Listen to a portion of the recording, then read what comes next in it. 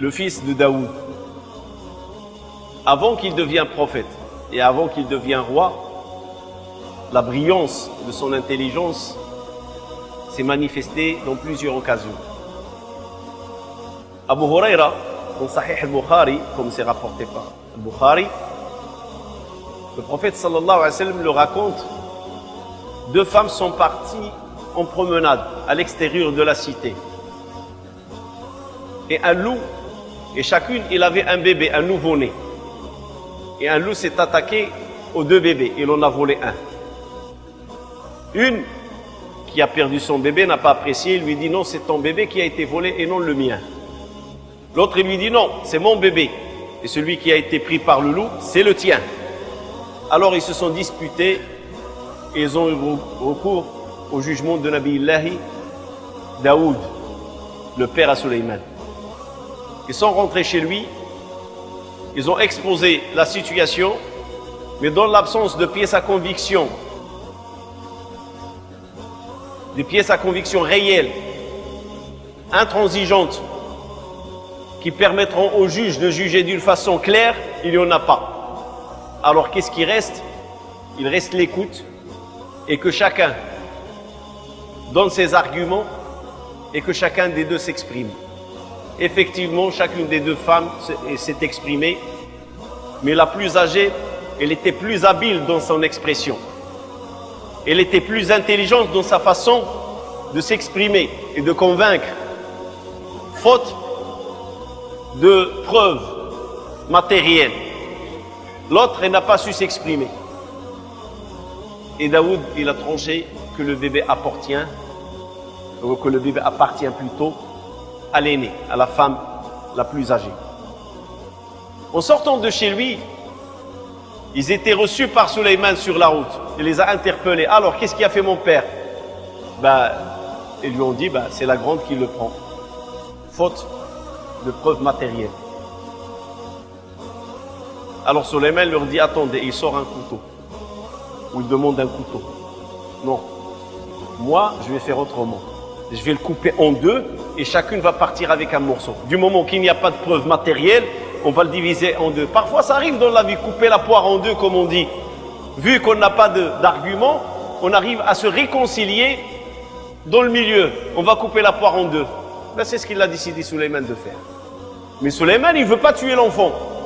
Mais Sulayman, il veut seulement mettre en épreuve la vraie mère. Et au moment où il sort son couteau, la vraie mère et la petite lui dit non, s'il te plaît, laisse-le pour la grande. C'est elle, ça lui appartient. Il lui dit non, ça t'appartient, toi, la petite. Il prend le bébé, il le donne à sa vraie mère. Pourquoi? Parce qu'une mère n'acceptera jamais de voir son enfant tué. Parce qu'on sait couper un enfant en deux, ça veut dire quoi? Ça veut dire un morceau de chair. Un enfant coupé en deux, ça veut dire un morceau de viande. Ni plus ni rien. Ni âme, ni vie. Et le souhait d'une mère, c'est quoi? C'est voir son fils vivant, le voir en animation, le voir courir, le voir rigoler, le voir vivre et grandir. Mais le couper en deux, ça veut dire le tuer. Ah non, non, s'il te plaît, laisse-le. Il appartient à la grande, parce qu'ils ont cru qu'il va le faire. C'est un raisonnement qui est basé sur une logique. Pas de pièce à conviction, on va couper en deux. Allez.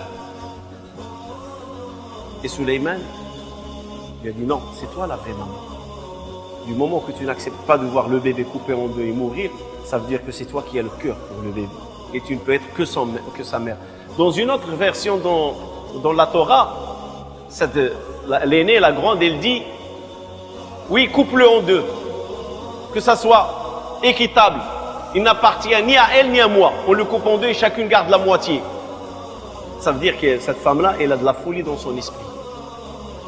Alors cette façon de déduire les jugements à travers de l'intelligence et de l'inspiration, on la trouve aussi chez les musulmans. On la trouve chez notre prophète alayhi salatu salam, on la trouve chez Ali, on la trouve chez Omar, on la trouve chez Abu Bakr, on la trouve chez ceux qui ont gouverné, parce que gouverner veut dire intelligence. Le prophète alayhi salatu salam, à la bataille de Badr, avant la bataille, ils ont arrêté un esclave des Qurayshites.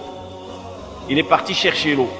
Les Sahaba l'ont ramené au prophète alayhi salatu salam, il lui a dit voilà, celui-là il a voulu chercher l'eau, on l'a arrêté. le prophète il lui pose la question. Vous êtes combien?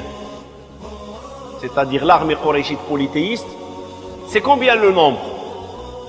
Il dit, je ne sais pas. Il n'a pas voulu dire. Le prophète, il a changé de stratégie. Il lui a dit, vous égorgez combien de chameaux par jour? Cet esclave peut dire, ben, le nombre de l'armée et le chameau, quel lien? Il lui a dit, on égorge 9 chameaux. Et le prophète regarde Sahaba, il dit, ils sont entre 900 et 1000 personnes. Parce qu'un chameau pour 100 personnes en moyenne. Donc il a pu déduire, sallallahu alayhi wa sallam, le nombre de l'ennemi qui sont venus le combattre à travers la quantité de la viande qu'il mange par jour. Il lui a dit 9 chameaux, il a dit ils sont 900 à 1000. C'est direct la déduction. Et effectivement, les récits rapportent que les Qurayshites, ils étaient à peu près 1000 à la bataille de Badr. Une fois, un homme se présente devant Uthman radiyallahu ta'ala anhu. Lui dit, je suis un récent marié, mais seulement 6 mois après le mariage, ma femme accouche. C'est pas possible. Un accouchement ne tombe pas 6 mois de mariage. On sait un accouchement c'est combien? C'est 9 mois. Donc, il y a un hic. Et c'est quoi le hic? Il accuse sa femme de l'avoir trompé avant le mariage, d'être venu chez lui enceinte.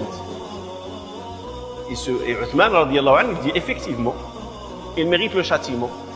Et Sahaba qui étaient autour de Uthman, oui c'est vrai, 6 mois après le mariage il accouche, ça veut dire qu'il l'a ramené d'ailleurs. Et Ali radiyallahu ta'ala anhu, il intervient, il dit non, c'est possible qu'une femme accouche en 6 mois.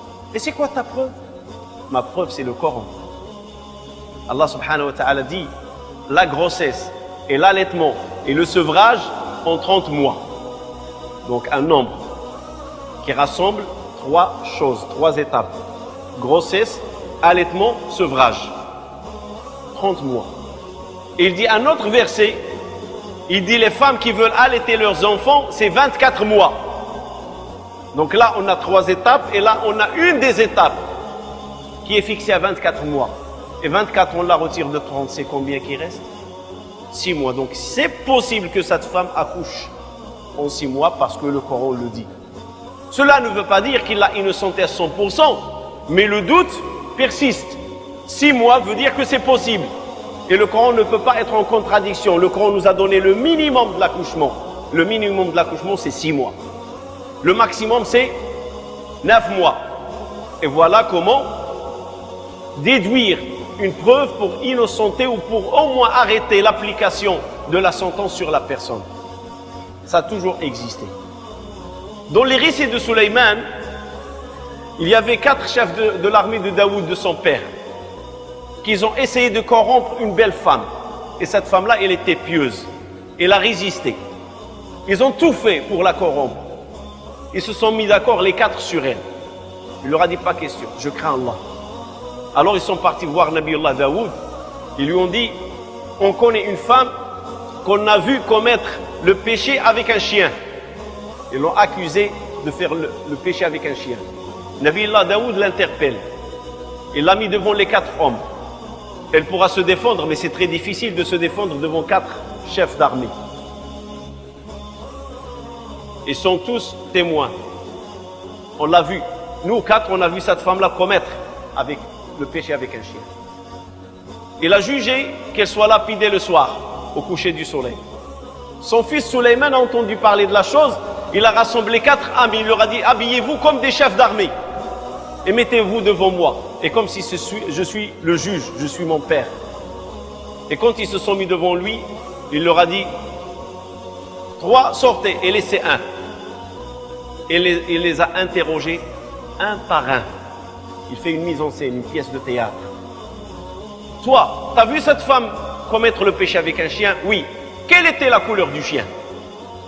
Noir. Vas-y par là. Il fait rentrer le deuxième. Et toi, tu l'as vu? Oui. Quelle était la couleur du chien? Marron. Mets-toi de côté. Et ainsi de suite. Les 4, ils ne se sont pas mis d'accord sur la couleur du chien. On ne peut pas voir une femme avec un chien ou un chien, un animal réel physiquement devant nous, sans pouvoir se rappeler de sa couleur. On est 4. Alors il leur a dit, si j'étais à la place de mon père, c'est pas la femme que je vais lapider, mais c'est vous que je vais tuer. Effectivement, l'histoire est arrivée à son père. Et son père, il a stoppé la sentence. Il a interpellé les 4 chefs d'armée et il leur a posé la même question. Comme il a fait son fils. Isoloir. À l'écart. Question, quelle est la couleur du chien que tu as vu? Et non, ils ne sont pas arrivés à se mettre d'accord sur la couleur du chien. Et il a compris qu'ils ont comploté contre elle. L'intelligence de l'être humain, elle est utile, elle est très importante. Et Nabi Allah Sulaiman, Allah subhanahu wa ta'ala l'a accompagné depuis son enfance dans son intelligence. Et effectivement, Nabi Allah Sulaiman, il va hériter le pouvoir de son père. Wa waritha Sulaiman Daoud.